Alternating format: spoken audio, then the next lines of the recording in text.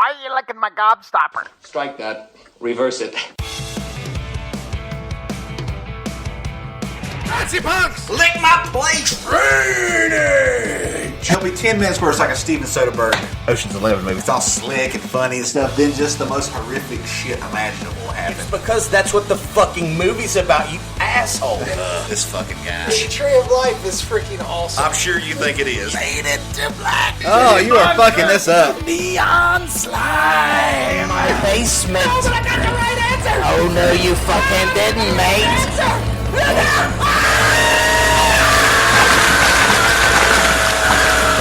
Jared Leto, man. You're the worst, dude. If you ever listen to this, Jared Leto, you are the fucking worst. But I'd rather watch that dude, the English dude, who looks like he's not done yet. So, hell, counselor! We are now in the ninth circle! The circle of traitors! Traitors to the country! Traitors to the fellow man! Traitors to God! You look like a stunned mullet, mate! A what? This movie is the opposite of Getting Laid.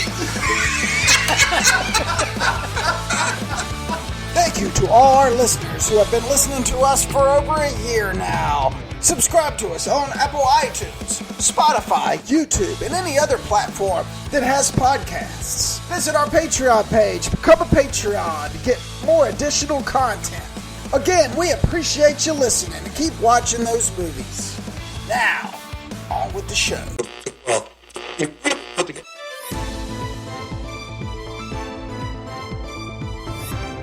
This is American Maniacs Update with Wayne Gale. Lee Bridges and Doug Wall are still on the loose.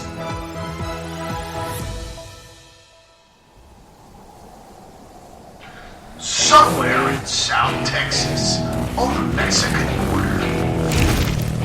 Hey, Lee, get out of the van, man. Get out of the truck. Come out here. Check this place out. Titty Twister? Titty Twister? Sounds like a place vampires might hang out. I don't know, let's go check it out. Pussy, pussy, pussy, come on in, pussy lovers! Here in the Titty Twister, we're slashing pussy in half! Give us an offer on our best selection of pussy, it's a pussy blowout! Alright, we got white pussy, black pussy, Spanish pussy, yellow pussy, we got hot pussy, cold pussy, we got wet pussy, we got smelly pussy, we got every pussy, bloody pussy, we got snapping pussy, we got silk pussy, velvet pussy, high pussy. We've got horse pussy, dog pussy, chicken broth pussy. Come on in, pussy lovers. Hey, Gringo, not so fast. Hey, pal, suck one. Hi, how you doing? Enjoying it? I hope so. Live from the Titty Twister on the Mexican border, it's number 98, home chicken vampires, chicken broth pussy. It is Tales from the video store. Hey, everyone, we are here. My voice is gone. That's okay. We're going to do a podcast anyway. How we doing, boys? Better than you, man. Oh, man, hey, not better than me. You just sound better than me, baby. It's just sound better. We are doing From Dusk Till Dawn, which obviously we all know from almost 100 of these podcasts that this movie right here won't get any bad reviews from at least two of us. I'm not sure about Doug, but From Dusk Till Dawn is still one of my tops of all time, and it may be my favorite Robert Rodriguez film. But we'll get into that in a little bit. Let's get to the bulletin board. Hey, you know what? First of all, let me just say that our last two episodes have doubled our viewings and downloads since we started. So from 1 to 2? Yes, Amazing. actually 3. 3. Just wanted to tell you that. Okay. It's pretty awesome. That is and, awesome. That's a 100% increase. It is. And, you know, Lee, it's funny. I'll talk about what you posted on the group, because I see a lot of it going around. A lot of people posted on the bulletin board about it. The Mortal Kombat movie. Oh, yeah. Are you that excited about this movie? Listen, I'm not a big video game player, I'll be honest with you, but that is the only video game I've played. They say, when did the first one come out? When did the first game come out? 92? Something like that, So yeah. Who gives a I've fuck? been playing Mortal Kombat. And it's like we talked about a few weeks ago with the Malignant poster that James Wan released. James Wan used part of his clout to make an R-rated Mortal Kombat movie. Yeah. And it doesn't just look, it's not, one of these, like, it actually looks like, not necessarily looks like the game, but it feels like the game from what I've seen. Yeah, I agree with that. And, listen, I'm not gonna lie, like I posted on the group when the first time I watched the trailer and Scorpion said, "Get over here," and pulled the guy with the chain, I had a giant grin on my face. Okay. And Scorpion is played by an actor we've covered a couple times. He was an actor, so I've just blanked on his name, but anyway, it has like legitimate martial arts actors in it. Joe Tassim from the Raid movies and The Night Comes First plays Sub-Zero. I think it looks, compared to most video game movies, I think it looks great. You're going to have to get HBO Max to watch that, aren't you? Hey, it cost me $20, or I could rent it online for $20, so I'll pay a month for HBO Max for that. Amen. That's actually a pretty good deal. Yeah. Hey, we did that. I did the math, man. I got Shudder back. And now I have HBO Max, Shudder, Hulu, ESPN Plus, Disney, and Netflix, and Peacock. And I'm still paying less than I would for cable.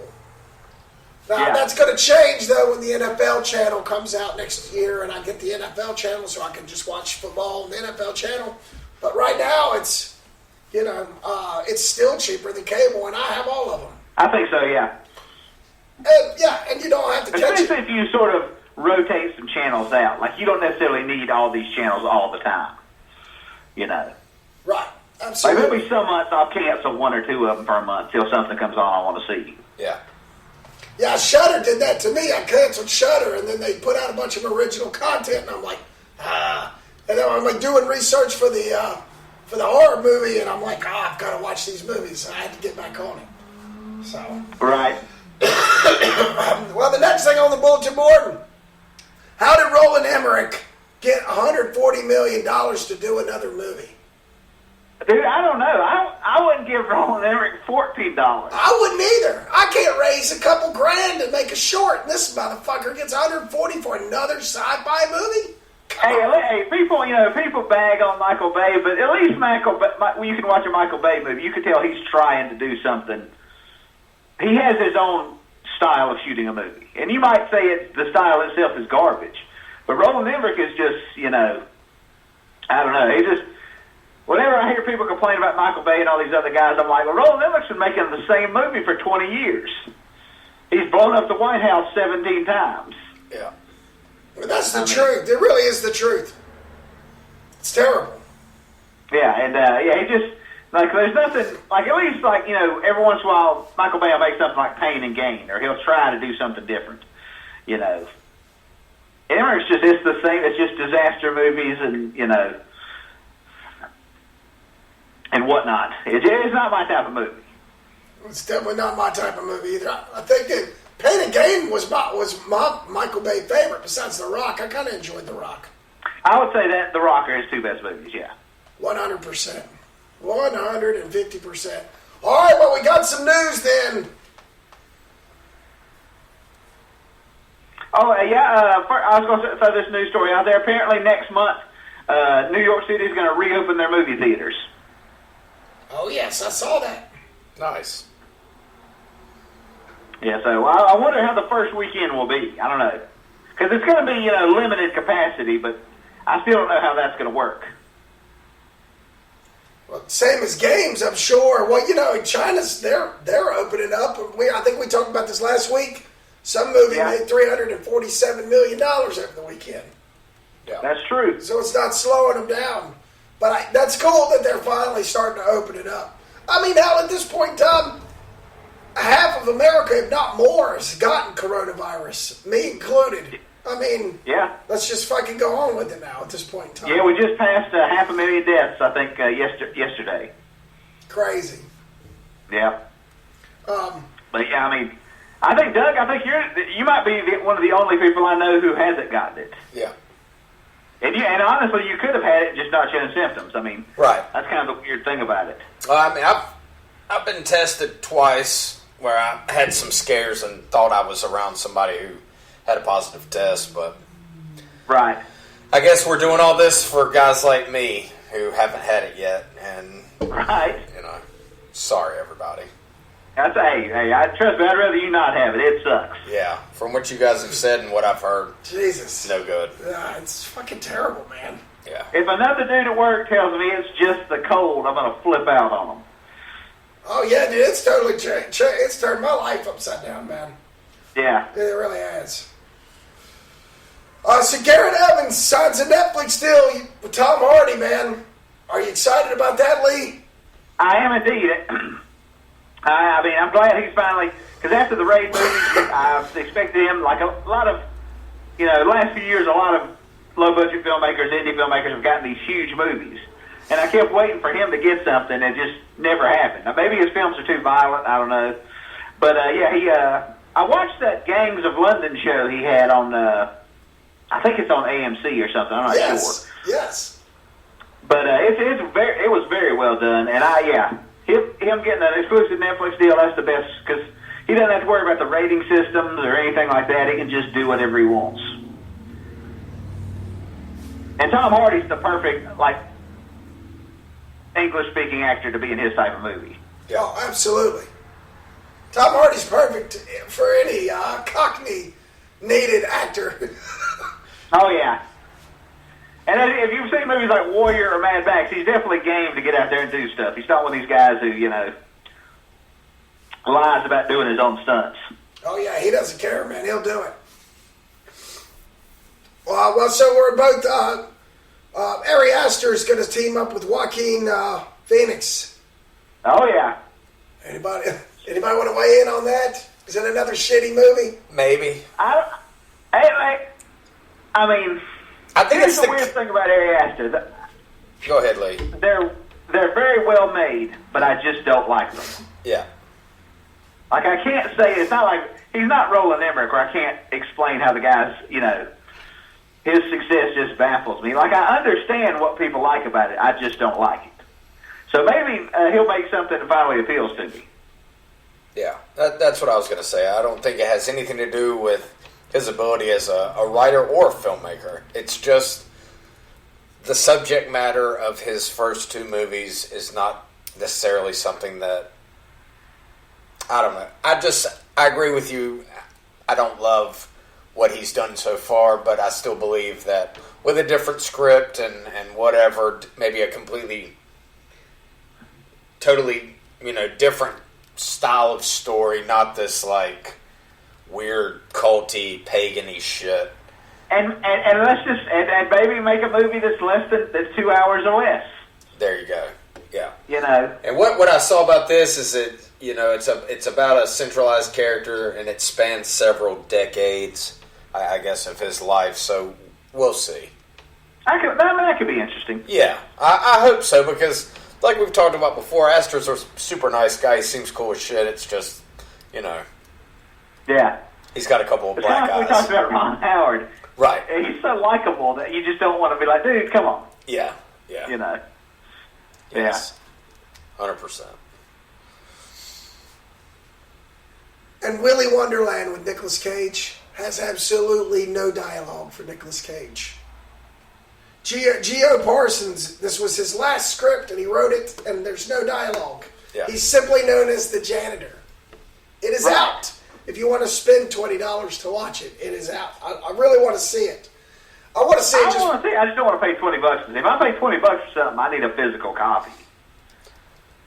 Yeah. Now, if they did a thing where if they released it early and you spend the $20 and then they mail you a copy, I would probably do that. Oh, sure. Oh, yeah. Like, if it comes out on DVD 2-3 months later, they just send you a copy. I might actually do that.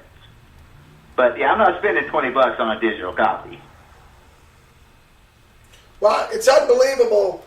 A budding casting director, Geo Parsons, the writer, dug the script, put it in the hands of a guy named Michael Nealon, I guess, which is Cage's manager. And then one Friday, Parsons was informed that Cage would be reading Willy's Wonderland.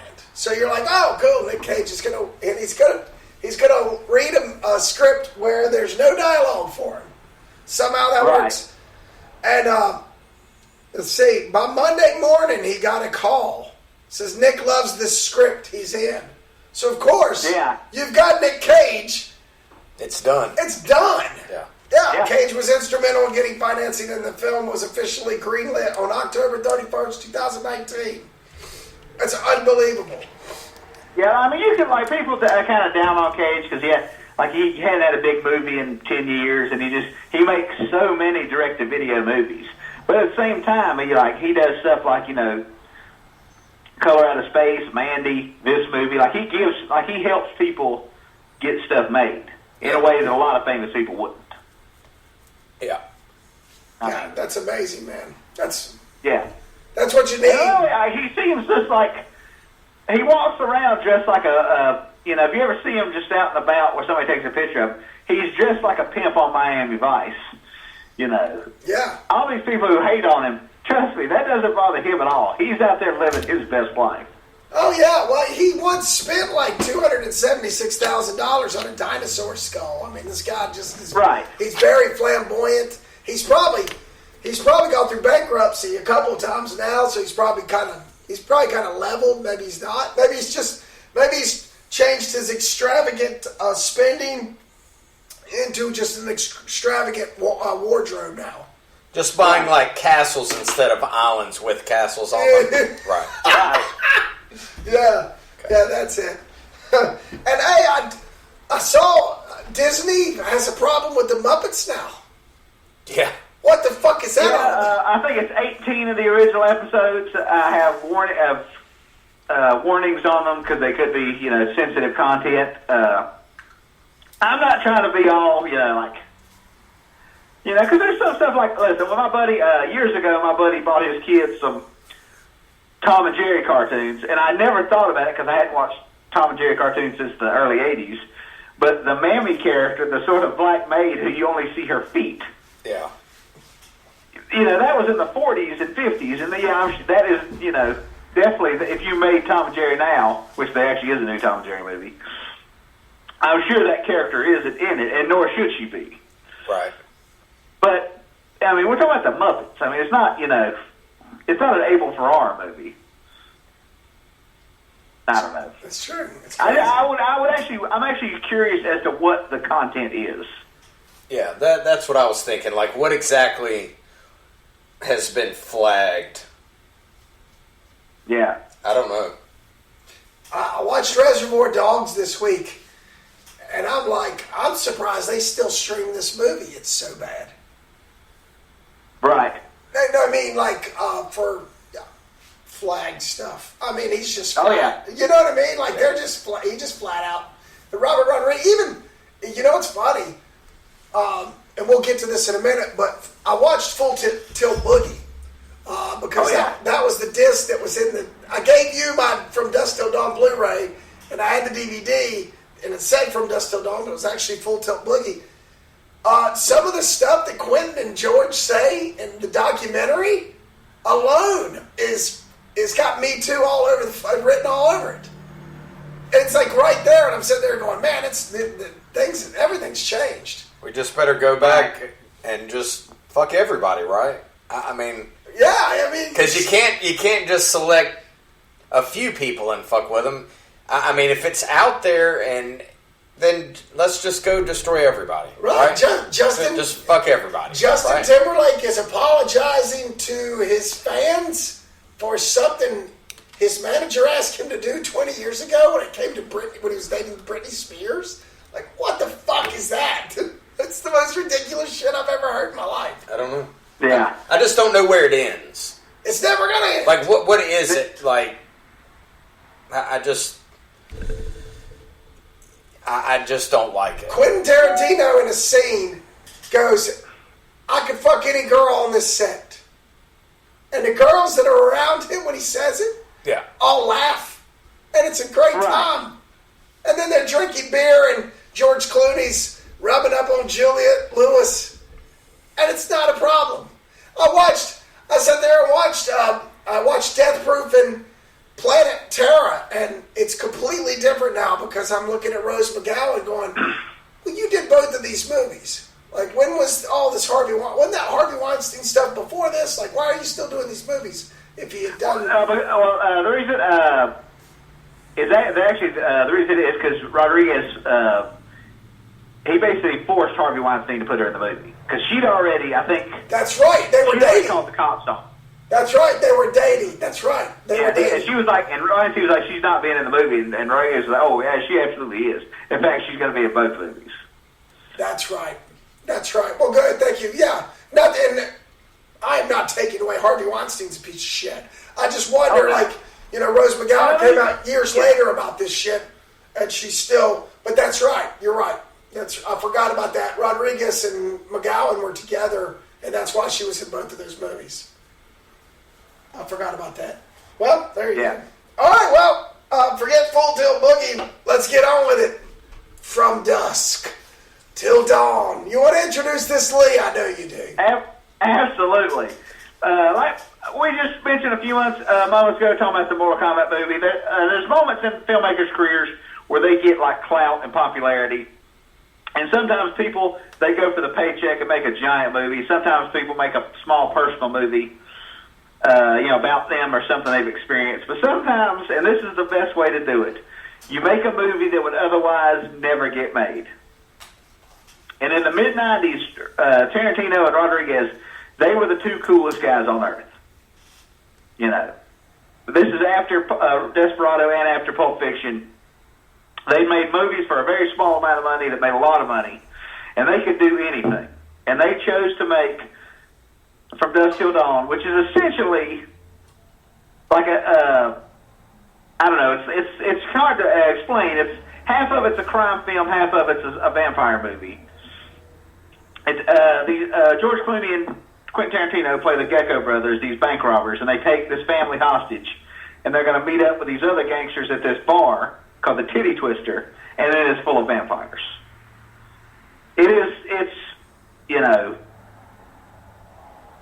It's something that could only exist in 1996. So you're saying that we couldn't make this movie today?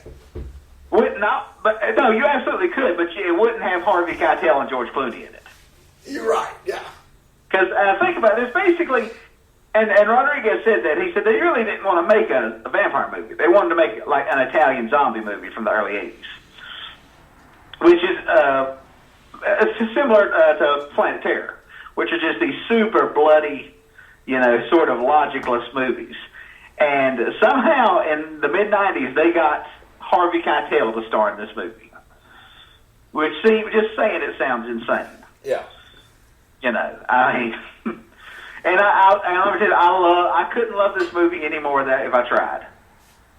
And I will say the best reaction I've ever saw, my girlfriend Bonnie, when I was going to watch it, I told her I'd watch it with the podcast, and she said, I've never seen it. I said, oh, you've never seen it? And she said, well, what's it about? I said, well, I can't tell you. And I said, I can't show you the trailer.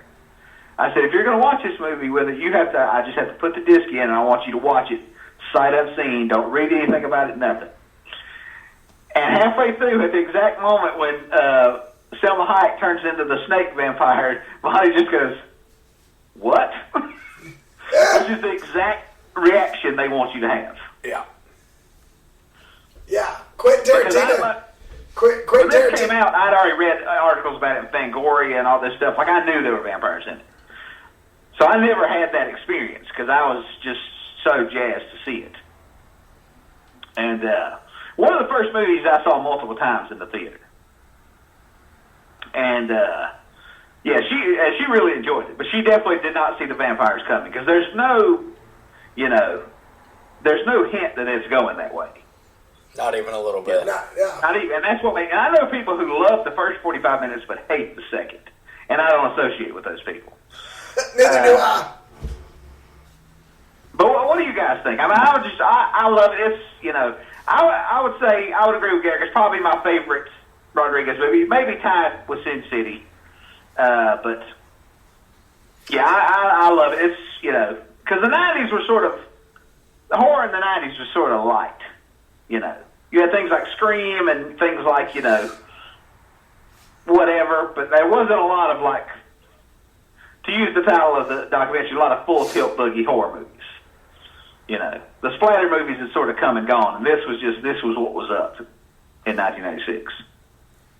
Yeah. What do y'all think? Seth Gecko was the epitome of badass. George Clooney's never been this cool again. That's what I was getting ready to say. You took the words right out of my mouth. George Clooney, he's been great in some movies, but he has never been the character that he is in this. Right, Rodriguez told him when he cocks the gun in the opening scene, where it says "Be cool, everybody be cool," and when he cocks the gun, it pops up to his face. He gets that extreme close up. Rodriguez told him, "This is going to make you a movie star." Yeah, and it did. Yeah. This is this. This isn't this. ER had been out for a couple of years at this point, so he was very big on TV. But this was his first big movie. And he was a bad guy with a freaking killer, with a killer tattoo. And who didn't want to be Seth Gecko?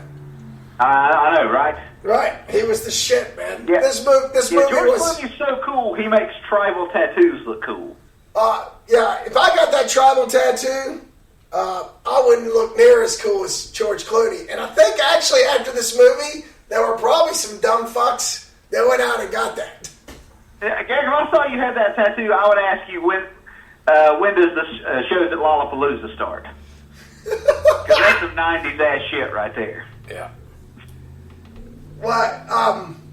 Yeah. What'd you think, Doug? Yeah, I think you have. I think that Lee and I like this movie much more than you do. You do. Okay. And I don't hate it or anything like that. I just was never. I was never in awe of it. I just felt like it was okay. It just wasn't what you and Lee because I can hear it in your voices how much you love it, and these different, the beginning scene and all that, and then once it gets into the vampire stuff, I can hear how much you guys love it. To me, I remember watching it and being super excited, and just kind of being like, well, that was odd. Did I like it? And then watched it again and again, and I've probably seen it. I'd say I've seen it probably at least, I don't know, maybe 10 or a dozen times since, when did it come out, 94? Something like 96. that? 96, okay. 96. And like Lee said, there's people that like the first 45 minutes and they don't like the second 45 minutes. Really, I wasn't necessarily like that. I like both aspects of it, but I just don't like them together.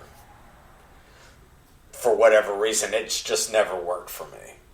And okay. I think, as much as I do like the effects, the real effects that are used in all the vampire stuff, what isn't, just doesn't. Even back then, I just didn't think it looked good. It didn't look good. But I want it to look good. I don't, for whatever, if you're trying to make a shitty movie that doesn't look good, okay, then that's fine, but... the one creature with the fucking mouth and the guy... the guy's playing the guitar, strung up a dude. It's supposed to be this way. I get that. I get it. I think it's why I didn't like Planet Terror either. I'm not a fan of Machete. Well, Planet Terror is all digital effects. I like those movies that took place in the times when those grindhouse style movies were what they were. So From Dusk Till Dawn was shot in 1978 or in 1982. It's a fucking... I bet it would be my favorite movie ever. It has so much. It has so much I love. Okay, I got it's you. more I about got you. the timing of it. You know, in '96, I think I was like 21, and yes, I could appreciate the old shit because I like the old shit. But when you bring in the new shit and try and make it into some old shit, sometimes the shit don't fucking work. And to me, it didn't work. So this is where Lee and I tell you that we don't associate with you anymore. Well, it gets even worse. So Oliver, my boy, turned 13 on February 8th, and I said, you know what? This would be a cool movie that's definitely quite a bit edgier than stuff that he and I have watched before, especially language-wise. And so I'm like, hey, I've got this movie. And he's like, what is it? What's it about? And I'm like, I can't tell you. You know, similar to how Lee did with Bonnie. I can't tell you anything about it. You just got to sit back and just watch it. Put it in. Every other word's fuck. I was like, son of a bitch. Like, I knew about the pussy lovers shit. Come on in. I thought he would enjoy that because, you know, that's way over the top. But I didn't realize it was like every other word was fuck between Tarantino and Clooney. And it really is. It really is. And then once Salma Hayek goes, you know, does her snakehead thing, he looked over at me and he was like, are you serious? And I was like, what do you mean?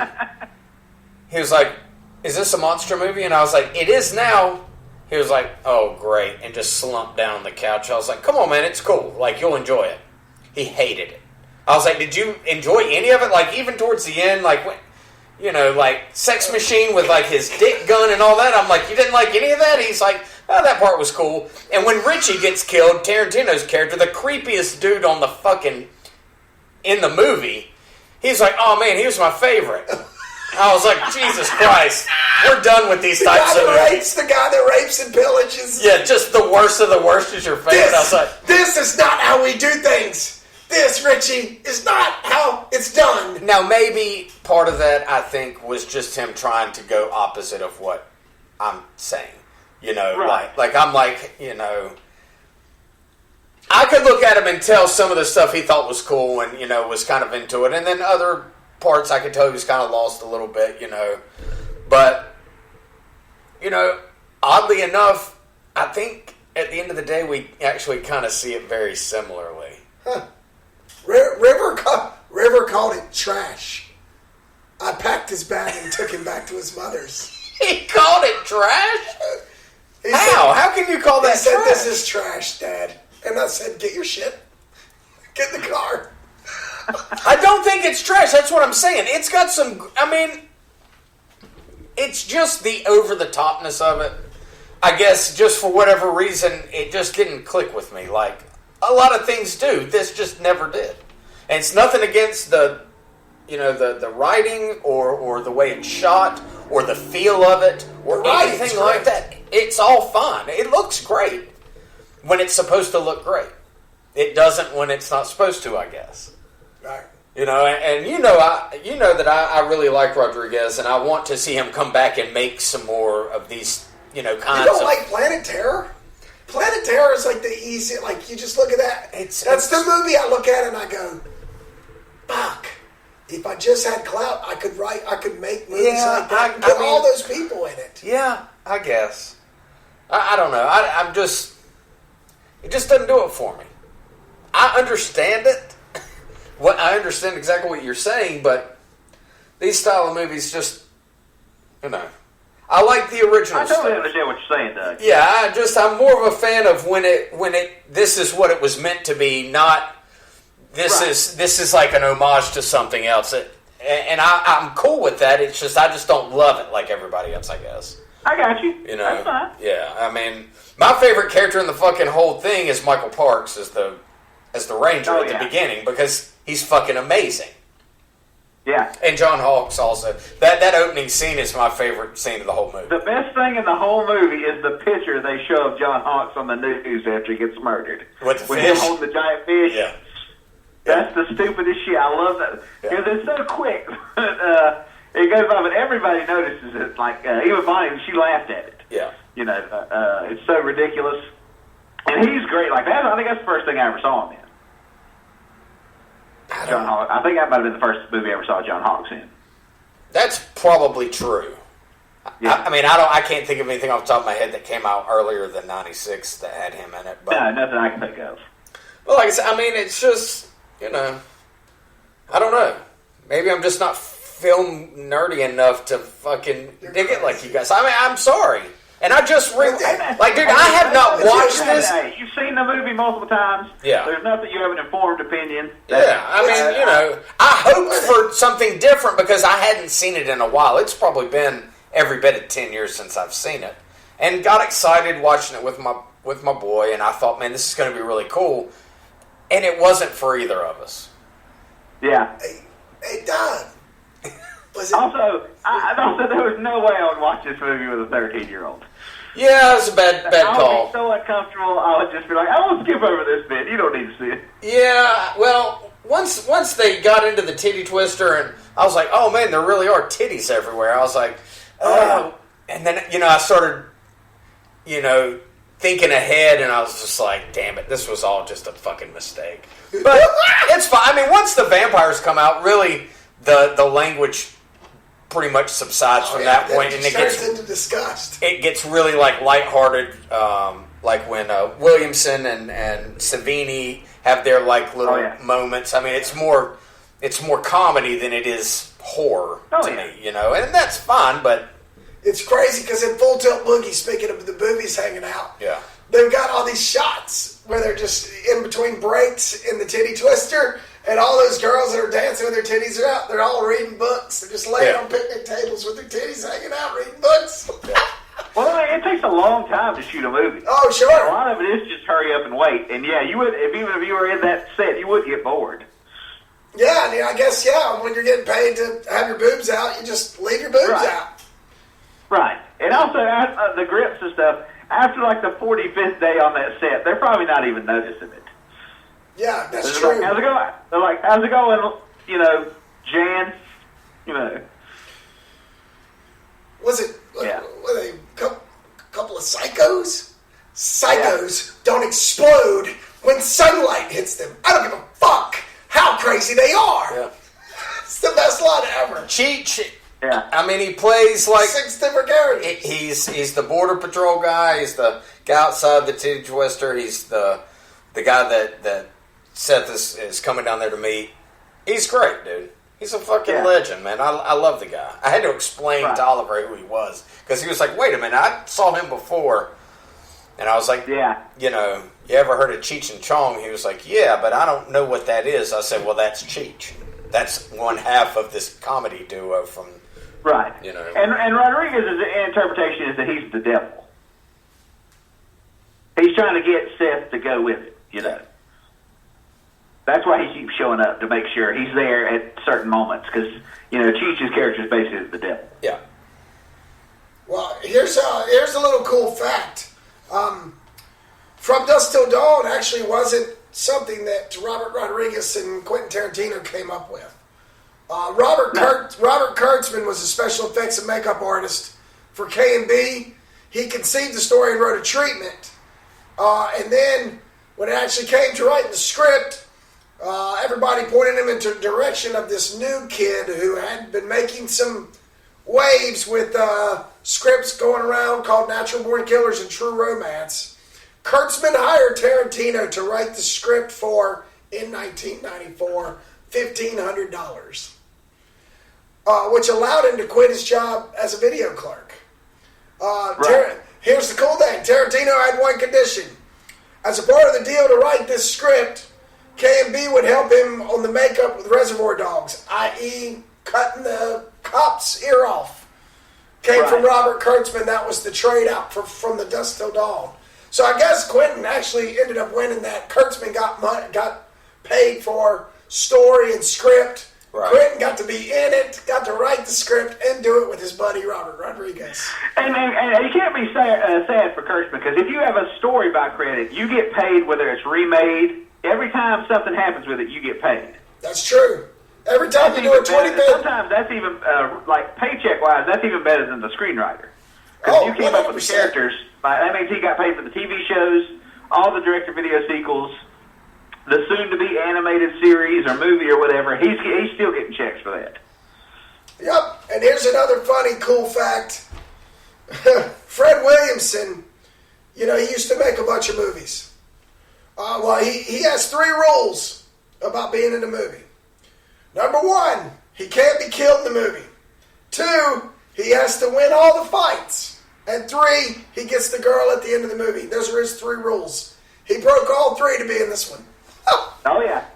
That's awesome. I mean, when they announced the movie, I think it was the Fangoria Con in L.A. in like 95, whenever they announced the making of it, as they were walking around, they made this big announcement, talked about it when they had brought out some people. They're walking around the convention. John Saxon was there, and he goes, "Hey guys, if you need an FBI agent, call me." And in the script, there is an FBI agent for like 2 minutes. And so they were just like, "You got it," and that's how he got in the movie. He just asked to be in it. Yeah. With the late Kelly Preston. Exactly. With the late Kelly Preston. That's pretty awesome. Looking fucking glorious in that. God, she always looked glorious. Ugh. Fuck. Those are some cool little facts, man. This movie is my top 10 of all time for all sorts of reasons. It's probably one of the only movies. Actually, I'd say top 20, but it's probably the top movie in my top 20 that isn't a opera of cinema and isn't a movie like there. This movie, you put this. There will be blood, and but There Will Be Blood, and The Sting, and Butch Cassidy, and then there's From Dusk Till Dawn. Hey, I'm not saying you should put this above Butch Cassidy and the Sundance Kid. I'm just saying this doesn't have an annoying-ass song in it for 15 minutes. You do with that what you will. Keep falling on my head. Listen, I love Butch Cassidy and the Sundance Kid. That song is fucking atrocious. Anyway, but going back to the movie, like I said, it came out in '96, and this might sound weird, I had not seen Pulp Fiction in 1996. Because everybody, you ever like have a movie that so many people's opinion tell you they love it, but there are people who you don't respect their opinion? Yes. All these people had told me how Pulp Fiction was the greatest movie they'd ever seen. Now, I already seen Reservoir Dogs. But so many people who I thought had shit taste in high school told me that Pulp Fiction, I just didn't see it. Yeah. But I'd already seen El Mariachi and Desperado. So I went to go see this because it was a Robert Rodriguez movie. And after seeing this, this is what I said, well, I'm just going to rent Pulp Fiction. Because growing up, like in the 90s high school, I was definitely a Robert Rodriguez guy just because of his whole his whole approach to filmmaking was more what I was into, even in high school. Like that sort of, I don't know. Not into the do-it-yourself, but like his shit was just about being cool. And not costing a lot of money doing it. Not costing a lot of money. Like very low budget, but badass. Yeah. If Death Amphetamine was made, it would be made this way. Right. Yes. If Invasion of Bunktown, the Invasion of Bunktown Asylum, my answer to Planet Terror, was ever made, it would be made this way. Because this is the tribute, and this is the way. Of course, it's a little different now, but it's still. We just won't have Harvey Keitel.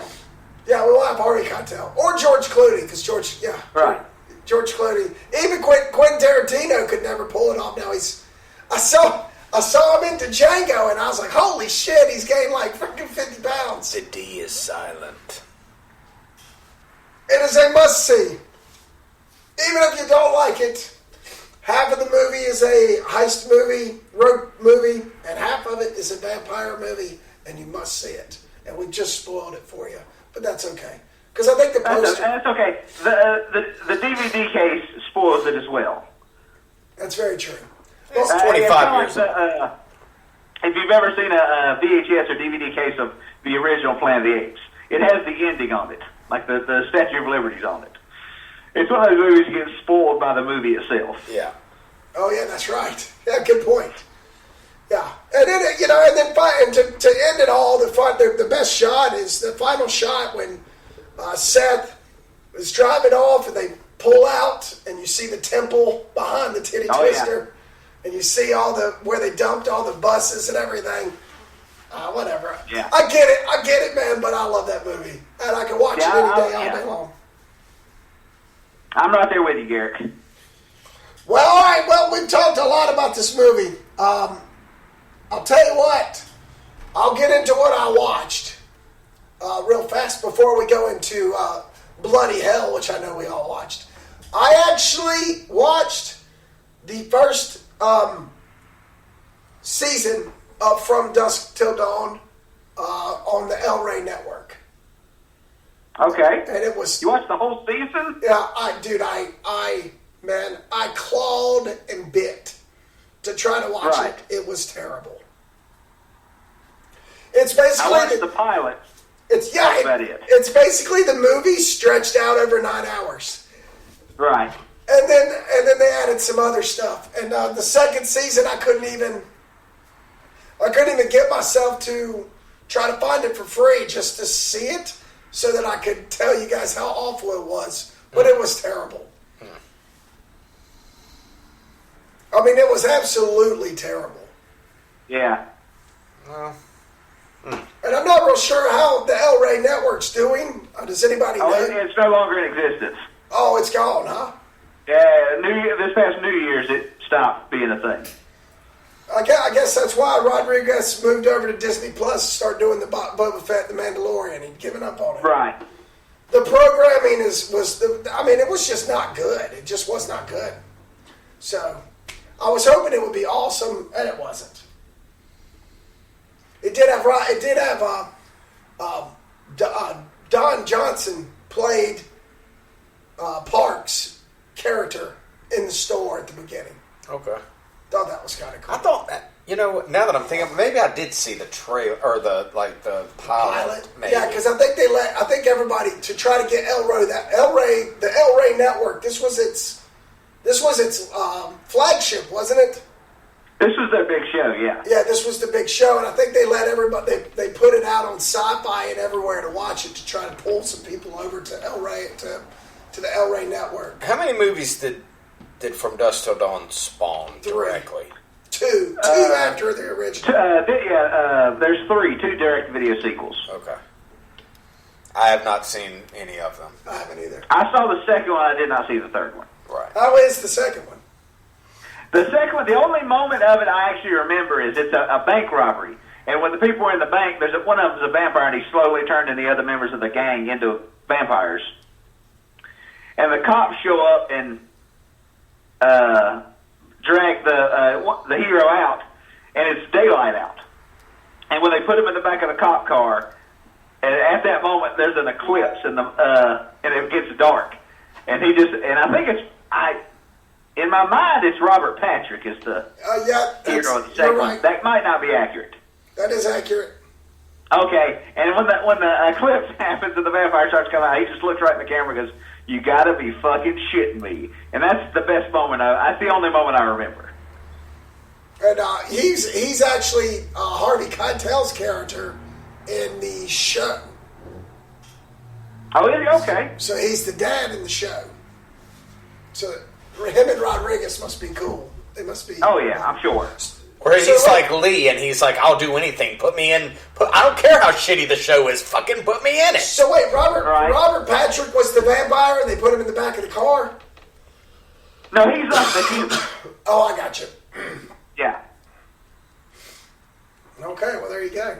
Okay. What else did you watch, Garrick? I watched the best movie of the year, bar none, Nomadland with Frances McDormand. It's so good. It's my kind of movie, though. I'm sure you guys will watch it halfway through. You'll be like, Garrick is a fucking Nazi. Huh? I watched it last night. Oh, you watched it with Bonnie? I did. You fucking hated it. No, I didn't. It's very well done. It's so sad. It's so awesome and inspiring, and it feels like the director just put the camera on a shoulder rig and is following Frances McDormand around, and it was just the performances were good. The shots and the driving shots were like the best I've ever seen. I wonder how many of those people are non-actors.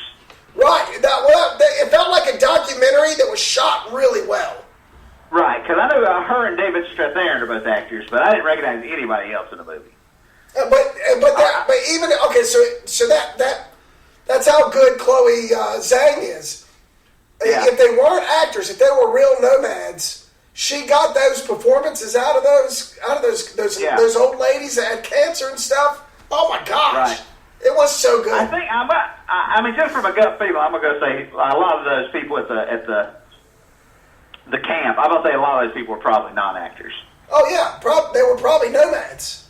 Like the leader, the man with the goatee whose son killed himself. Yeah. I bet $1 million he was an actual nomad. Maybe that's even his story. You know what I mean? Who knows? That could be, yeah. It was very well done. It was fantastic, and it deserves awards. If not Best Picture, Frances was so good. Oh, she's got to get Best Actress. She's so good. She's always good, but she's so good. All she has to do is show up. She's in almost every shot of the movie. Yeah, oh yeah, yeah. And you can just see like her uncertainty and her unease and her just everything that's going on with her. Like you see it all. She just she has those lines when she smiles. She kind of has that weird smile that wrinkles up her cheeks. The whole job is done right there on her face. She's amazing. The movie's amazing. You should check it out. It's amazing. But how weird is it that her next movie is going to be a giant Marvel movie? Yeah, what? Yeah. Well, it's amazing. The other movie I watched this week was an old gem that I had forgotten about. And I'm not sure how I stumbled across it, but Lone Star, John Sayles' Lone Star. Oh, that's his best movie. It's his 160% best movie. And Frances McDormand is Chris Cooper's ex-wife in that movie. And she's so young, and she's complete opposite. She's the complete opposite of what she is in Lone Star. Yeah. I mean, I'm sorry, in Nomadland, she's completely the opposite. That movie is so good. It is a slow burn. And I don't think, it's not a movie I would watch with River. River would be out of his mind to that movie. But it's so good in the end, the twist at the end. It's superb.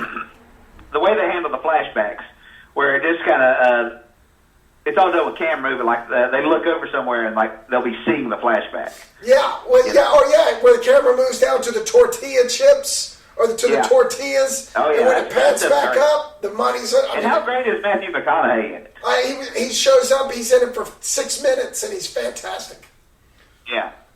And then it's so great, that drive-in theater, that scene, like, just that story, that's like perfect storytelling.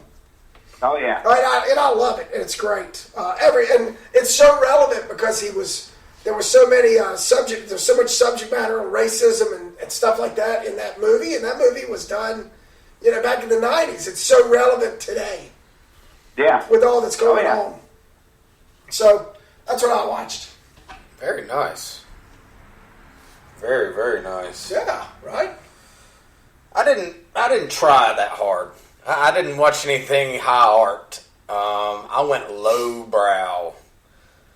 The best thing I watched, because the other thing I watched was so terrible, I needed something cool to make me feel better. So I found Scanners from '81, David Cronenberg's fucking masterpiece. I have not. It's been some time since I'd seen it. I'm not going to go into it because if you've never seen it, just go watch it and you'll love it. Well, let me ask you a question, Doug. Okay. I have a theory that Scanners is actually the best X-Men movie ever made. Okay. It's because to me, if you look at it, the people, you have the people, they're mutants. Yeah. right? Some of them are good, some of them are bad. They all have powers, and it's like the evil ones want to overthrow the humans, the regular humans. It has the exact same plot as the X-Men. It's very similar. I hadn't really thought about that. It's one of those movies. I call it. It's unofficially the best X-Men movie ever. I will concur with that. Now that you've brought it up, I can see that, and I'm going to agree with you. Yes. Okay. Thank you. Yeah, I think that's a cool way to look at it. And even if you look at it as just a weird movie, that's fine too, because it is, but it's amazing. I love it. The effects in it are fantastic. So, Jody is a big Gerard Butler fan. I don't know why, but she is. God, you did one of the Fallen movies, didn't you? No. Oh, God. I rented Greenland because it has Marina Barkerin in it, and I just think she is fucking, her face is just angelic, dude. And I was like, she's in it, I can get through this fucking thing. I can get through anything if she's with me. So, what Greenland is we were talking about Roland Emmerich earlier. This is like a 2012 style movie, end of the world kind of thing. What it is in a very short period of time, talking like a matter of weeks, this comet comes from another galaxy into ours, and we're able to see it having a trajectory to where it's supposed to fly by Earth. It's not supposed to hit Earth or anything like that. And kind of surprises NASA and all these people, like that this thing's kind of appeared out of nowhere. And as it gets closer, they're able to figure out that it's not like one big solid rock. It's just a bunch of these smaller rocks together. And when it flies over Earth, I suppose the gravitational what the fuck ever, it starts to pull this thing apart, and as these masses start to fall down to Earth, it destroys everything.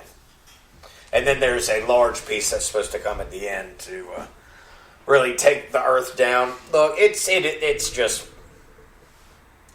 junk. I mean, it's this dude and it's this fucking guy and his family. He's a building engineer. He gets this call. It's like, this is the White House. You've been chosen. They're having a barbecue, and his neighbors are like, what's happening? You can see the shit happening in the sky. It looks good in some parts, but it's really just about this dude and his wife, and I don't even remember. It was so bad. I can't remember if the kid is a little boy or a little girl. Can't remember. It doesn't matter. Anyway, it doesn't matter. Just, it's about them trying to stay together to get to this bunker that somebody built that's in Greenland. And everything that they do in order to get there. It's everything that you expect it to be, and really not anything more than that.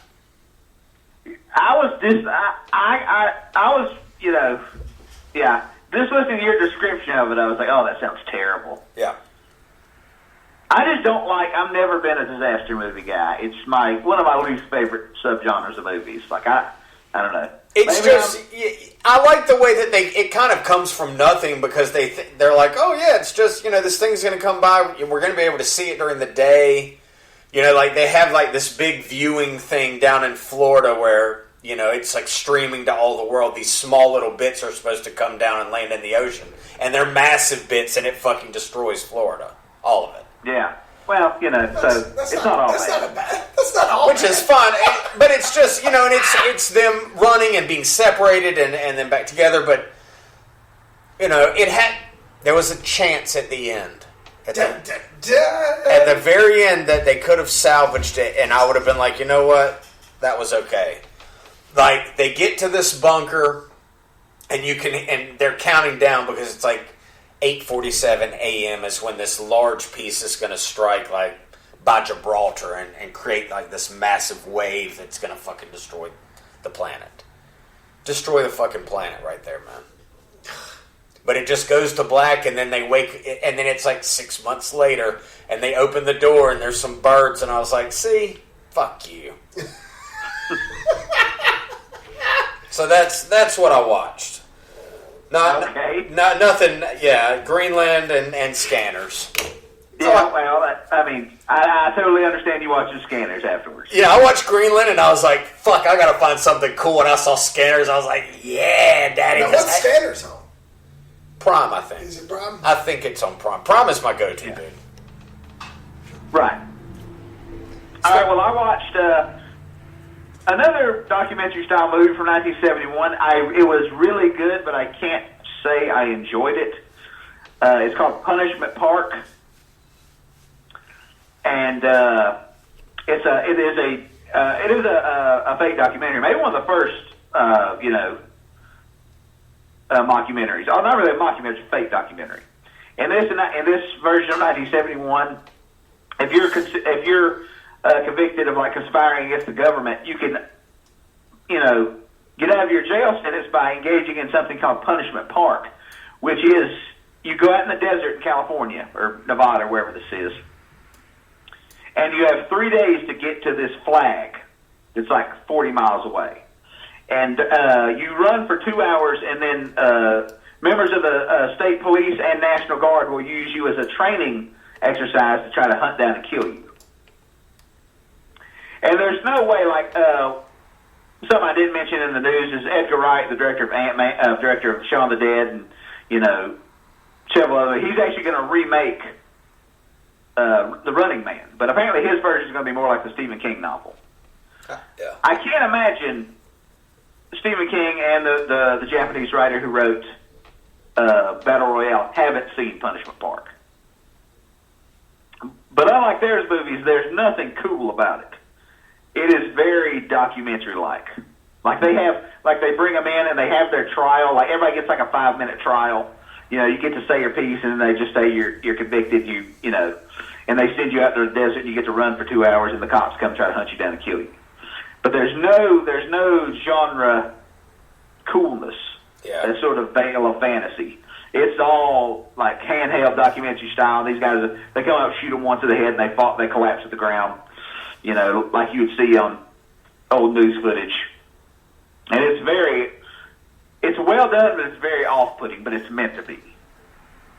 Okay. Punishment Park. And other than that, I watched No Man's Land, which me and Garrick already talked about. But after that, I watched High Plains Drifter from 1973. And talk about movies that couldn't be made now. Within the first 10 minutes, Clint Eastwood kills 3 guys and rapes a woman, and he's the hero. This is a fact. Yeah, and it's just, that is a mean-spirited movie in the best sense of the words. And I'm not going to go into it because it's you can check it out online. You can find the DVD readily available. But it's kind of like From Dusk Till Dawn. It isn't exactly the movie you think it is at the beginning. It also has a supernatural aspect to it. But that's all I watched. All right.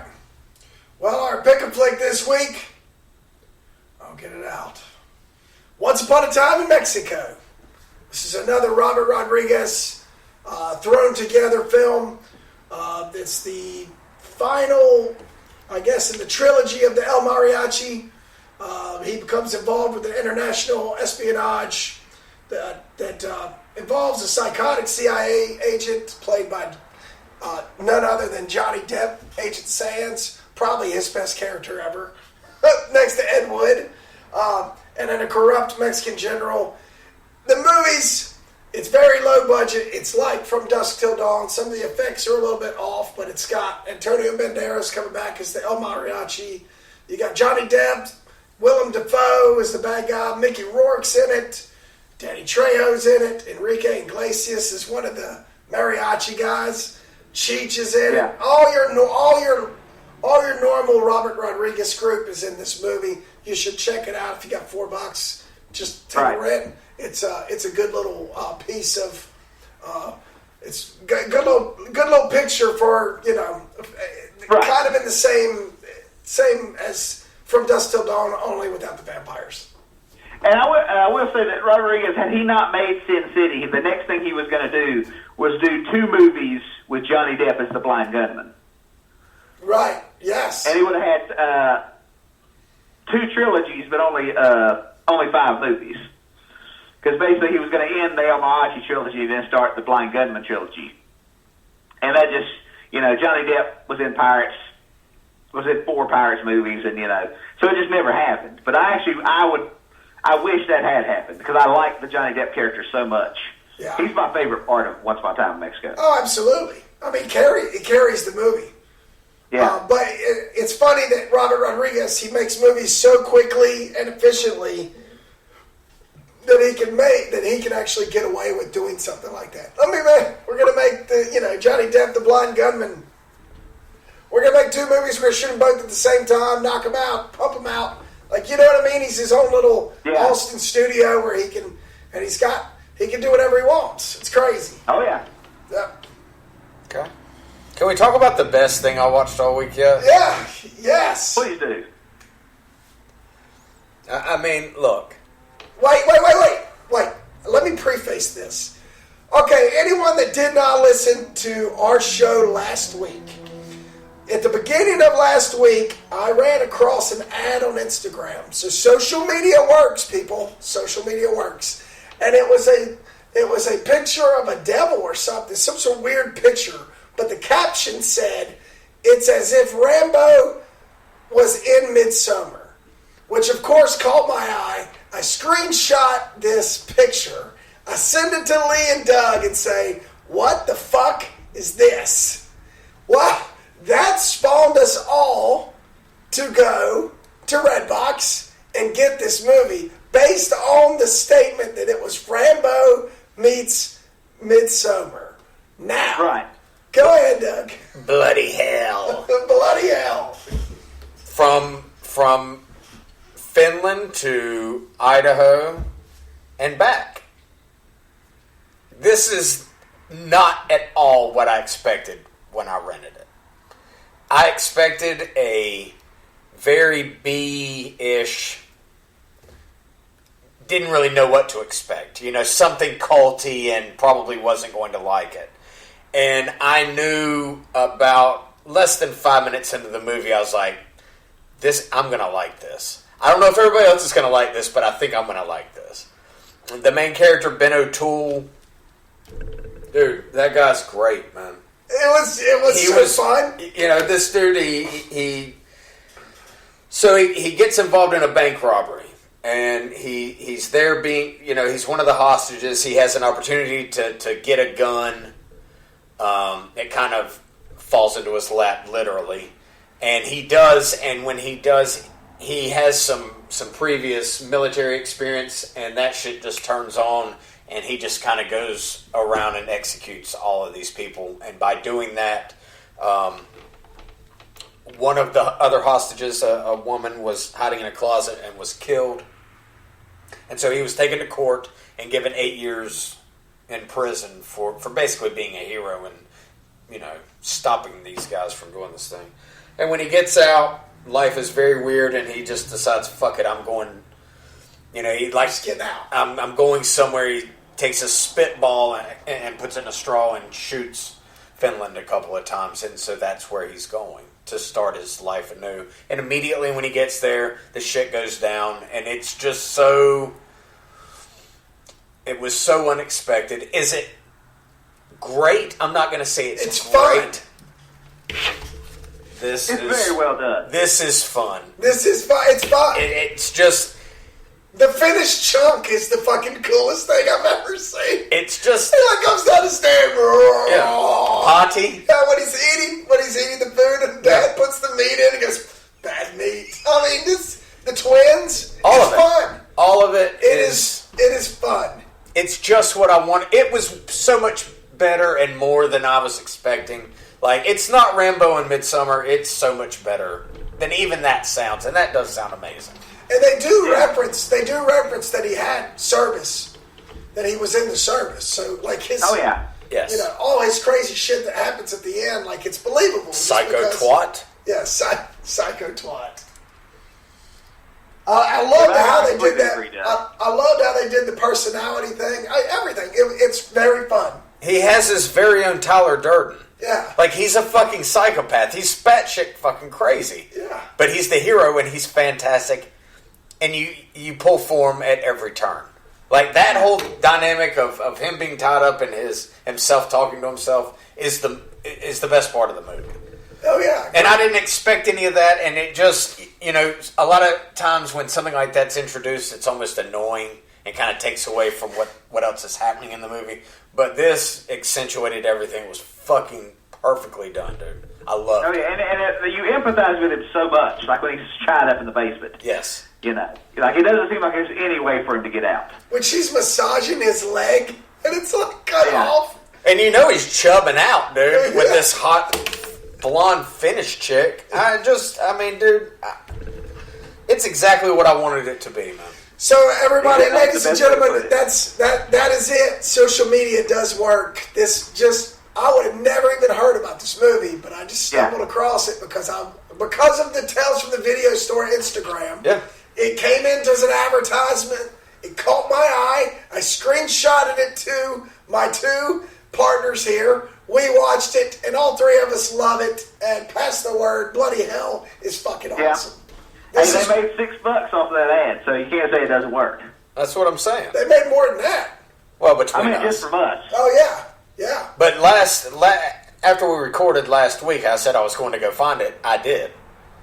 And I wanted to be like, oh my God, you guys have to go get this. Because it was that good, dude. I really, really enjoyed it. Yep. I love finding little fucking jewels like that. It just makes it all worthwhile. You find something like that, not expecting it to be much, man. And I was like, damn. And like you said, Lee. That first watch is so... You don't. I mean, it's not something you've been anticipating. It's so like kind of like talk about the unspoiled viewing from Dusk Til Dawn. You don't know what's going to happen, right? And I enjoyed the hell out of it. And had never seen a trailer or anything. I didn't want to look up anything. I just wanted to take it for what it was. And man, good shit, people. Like, go rent this, man. Yeah, it's good shit. Very cool. Yeah, there you go. Hey, look.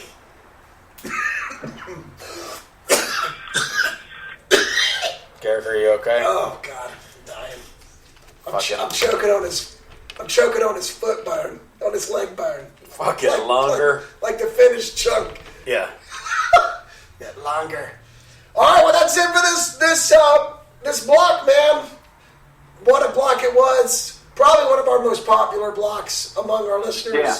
Popular blocks for us. It's been great. We're gonna have to stay away from Quentin for a little while. I think the last couple of years, we're in 100, and we did Once Upon a Time, and now we've done this. We're going to have to stay away from him. That's fine. He's only got a couple more movies in him. I think it'll be okay. There you go.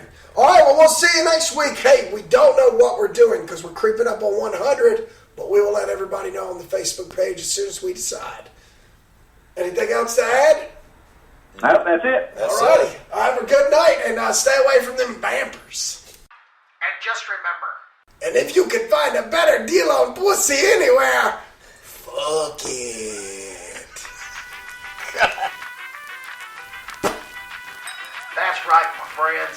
Since you waited till the end of the podcast, the next shows are going to be one-off with some crazy movie on Netflix. It's black and white. It's called Mike. Sounds like an SPD. And then we're going to get into Don't Mess with Texas block with John Sal's classic Lone Star and Killer Joe, where Matthew McConaughey likes chicken legs. And then we're going to go to Nick Nolte with Extreme Prejudice. That's right, the block after Mike, the STD, will be Don't Mess with Texas.